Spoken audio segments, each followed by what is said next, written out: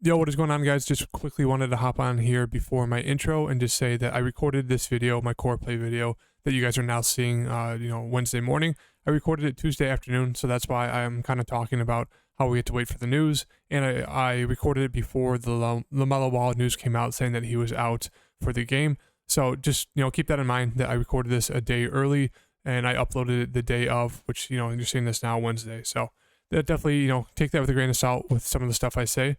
But yeah, just wanted to say that, and I hope you guys enjoy the video.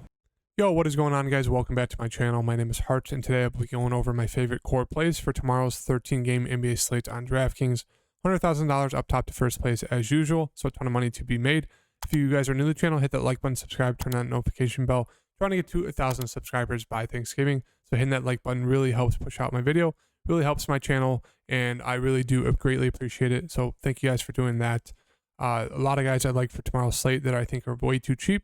So let's plug in these guys and get into the core breakdown. Obviously, recording this video a little over a day in advance, a lot of these things could change. A lot of these core plays could change based on the news that we get. That's just the NBA. You have to, keep updated with the news pretty much until the last game ends, because there's always going to be late swaps. There's always going to be better core plays once these games actually start or actually start. So with that in mind, my first core play is going to be Cade Cunningham. Now, the reason why I like him is because a lot of people don't realize this. Boston, their defense last year was fantastic, especially in the playoffs, one of the best defensive teams. But right now, they're in the top. They're number 8 in terms of the worst defenses in the league. So they're in the top 10 of worst defenses. Really like Cade Cunningham here. If the game can stay close or competitive, he should see about 35 minutes. He's going to see most likely close to 20 field goal attempts. Not the best shooter, but it doesn't matter. He will get to the free throw line a little bit. He just has that upside when it comes to, the double-double, whether it's, rebounds and points or assists and points. So really like him. 7,500 is a fair price tag for him. Obviously, we know he's the main guy on Detroit, the leader. As you can see, the past few games, 47, 37, obviously 24, a little bit of a blowout there against Milwaukee. But then 48, 51, 59, 48. So he does have a good ceiling here at 7,500. I think it's way too cheap for him. The second building block I like is going to be Spencer Dinwiddie. Now, I'm not sure if the public will be on him yet. Maybe that will change with the ownership getting closer to the slate. But as of right now, 6,100 is a great price tag for Dinwiddie. And now let me explain why. The minutes, he should see 30-plus minutes. Going to see probably 13-plus shot attempts. So, you have the minutes, you have the shot attempts for him, and they're going to need a secondary score, because if we look at Dallas, Christian Wood is ruled out for tomorrow's game. So that means, they're losing a ton of, scoring and usage off the bench. Christian Wood was their main scorer off the bench. So they're going to have to rely heavily on guys like Luka, obviously, but then Dinwiddie's going to have to be that second guy to step up. So really like him against one of the worst defenses in the league, Orlando Magic, top 5-6 worst defense league. So really like targeting these bad defenses when it comes to Cade Cunningham. Dinwiddie, even though he's a little bit scoring dependent, he's been very solid at the rebounds recently. Same thing with assists. So minutes will be there, shot attempts will be there. Really like the upside in Dinwiddie here against one of the worst defenses in Orlando. Another guard that might fly under the radar for tomorrow's slate is going to be, I think, Jalen Brunson. Going against Brooklyn Nets, kind of middle of the pack defensive wise, or I guess they're in the top 10 worst defensive leagues. They play fast. They don't play great defense. And Brunson's been very solid the past 3 games, kind of stepping it up a little bit more secure in his role as the main guy on the Knicks. 23 points, 22, 23. Assists have been very solid the past few games. Same thing with rebounds. So yeah, I really like the upside here for Brunson. Should see about 35 minutes in the competitive game. And he's going to get up against Embiid Sumner defense, or, Joe Harris, Seth Curry, all those guards on the Brooklyn side. I think we could easily attack in this matchup. Jalen Brunson is one of those guys who's going to, attack the other team when it comes to their guards. He's a very good, one-on-one player. He's going to attack the basket, will go for mid-range shots. So I really like him going up against these weak defensive teams, especially the Nets. Ben Simmons is still only going to play 20 minutes. He won't even be on them anyway. So really like attacking these other guards, like Cam Thomas, Seth Curry, Joe Harris, Embiid Sumner, Patty Mills. None of those guys should be able to stay with Jalen Brunson. So I really like Brunson here in the spot against the Nets. The next play I have is going to be Terry Rozier.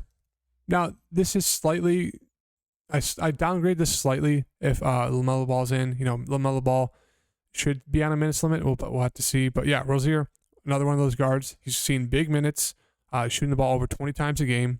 Obviously, a little bit score independent, as you can see.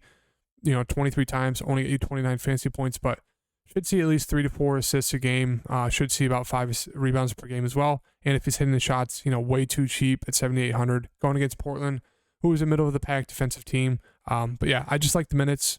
Opportunity for Terry Rozier has been plenty, and I like continuing that even if LaMelo Ball is back. One of my favorite plays that I've had, for the past few games is going to be Darius Garland. One of those guys, the minutes huge, 39, 38. So he's, a lock for 35 plus minutes. Going to shoot the ball 15 plus times. Hasn't shot it great the past 2 games. Still about 40 fantasy points is going to be his floor. 19 points, 12 assists. The assists are there. He's going to be the main ball handler for Cleveland. So that price tag, 6,900, is way too cheap. Going up against, a bad defense in Sacramento. De'Aaron Fox doesn't play defense. Kevin Huerter doesn't either. So really like Garland here, 6,900. Way too cheap. And as we saw with him playing alongside Donovan Mitchell, Karis LeVert, he's still going to shoot the ball a ton.